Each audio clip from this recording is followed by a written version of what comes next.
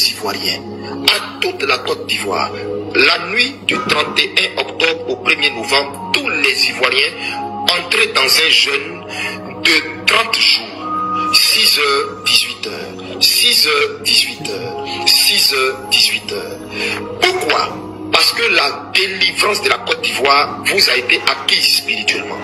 Donc le jeûne que vous allez faire, c'est de posséder cette délivrance maintenant physiquement. C'est d'ordonner la descente de cette délivrance pour que vos yeux la voient, pour qu'elle se manifeste, pour qu'elle se manifeste dans l'air, dans l'atmosphère. Le Seigneur dit, Élie, dis à toute la Côte d'Ivoire, je leur ai donné la victoire. Je leur ai donné la victoire. Ils vont voir ça sous peu. Shalom peuple ivoirien, ici le prophète Guillaume Elie, le gracier. Je vous salue dans le nom puissant de notre Seigneur Jésus-Christ. Alors si je prends la parole cet après-midi, c'est pour faire écho à la voix prophétique dont le prophète Élie Pada est porteur depuis ce matin du 1er novembre 2025.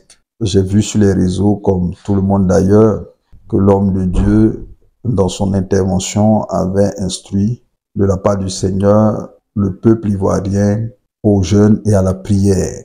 Et je suis parti, donc moi aussi, prier avec cette instruction pour avoir une orientation. Et c'est ce que nous devons faire avec n'importe quelle prophétie qui vient de n'importe quel prophète. Alors, je veux dire une chose. Le Seigneur, il est bon.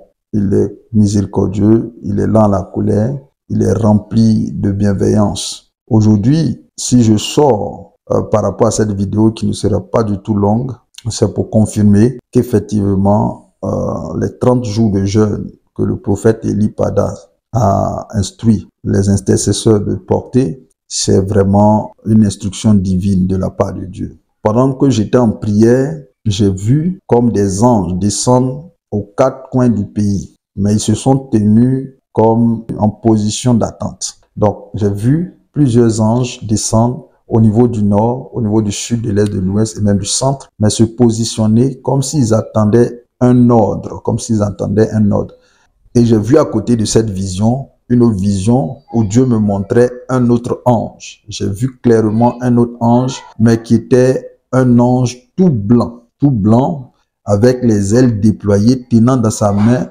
une épée et une coupe en or. Il avait comme des vêtements blancs, les cheveux blancs, et il était donc habillé en armure de guerre, mais tout était doré sur lui. Et cet ange-là se tenait sur la lagune ébriée. Je dis bien, cet ange se tenait debout sur la lagune ébriée. Il était arrêté sur la lagune, mais il est vraiment grand. Il est vraiment grand. Il tenait une épée et il tenait une coupe.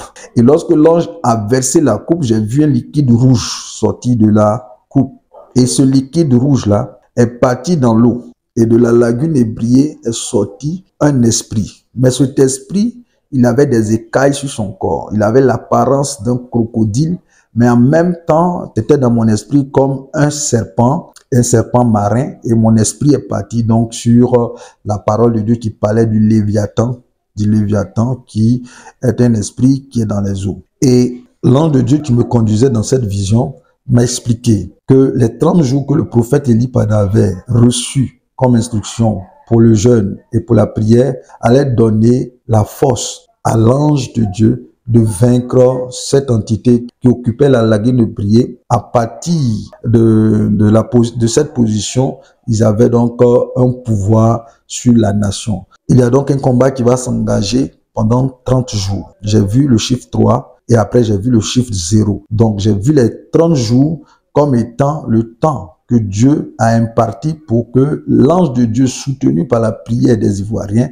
puisse vaincre l'entité qui domine donc dans cette eau qui est la lagune ébriée. Et quand l'ange va finir donc sa bataille, il va vaincre, les autres anges qui sont en posture d'attente vont pouvoir maintenant rentrer en action dans les familles, dans les régions, dans la population pour faire cette séparation dont nous avons parlé il n'y a pas longtemps. Donc voici, peuple de Dieu, juste un ajout pour expliciter donc ce que le prophète Élie Pada a donné comme instruction. Nous sommes déjà engagés dans la prière il avait dit donc de prier, de jeûner, parce que le jeûne et la prière pour un chrétien donnent le pouvoir à Dieu de faire travailler nos compagnons de service, nos compagnons de salut qui sont les anges. La Bible dit en Apocalypse chapitre 12, pendant que la femme était en train de crier, les cris c'était les prières, les cris c'était les lamentations, les cris c'était les prières. Et pendant que cette femme était en train de prier, cette prière-là a donné le pouvoir à Michel et son armée de combattre le dragon rouge dans l'atmosphère. Nous ici, le Seigneur vient de nous montrer que l'entité qui régit le domaine de la Côte d'Ivoire est une entité qui opère depuis la lagune ébriée. Donc nous allons prier pour que l'ange de Dieu puisse avoir la force qu'il faut pour défaire cette entité et donc permettre aux autres anges de combattre. Voilà un peu la vision que Dieu m'a donnée. Je tenais à partager cela avec les enfants de Dieu, avec le corps du Christ. Voilà, restez focalisés sur le combat. Le combat, il est d'ordre spirituel, il n'est pas d'ordre naturel. Donc, nous sommes en prière. Soyez aussi en prière chez vous. Et au bout des 30 jours, nous ne voulons pas nous avancer pour donner des choses qui vont permettre aux méchants d'avoir la stratégie divine. Donc, nous allons nous taire désormais sur les détails. Mais au bout des 30 jours, nous tous, nous allons pouvoir observer ce que Dieu va faire. Que Dieu vous bénisse. C'était le prophète Guillaume Elie, le gracier. Pour le corps du Christ, j'ai parlé. Amen.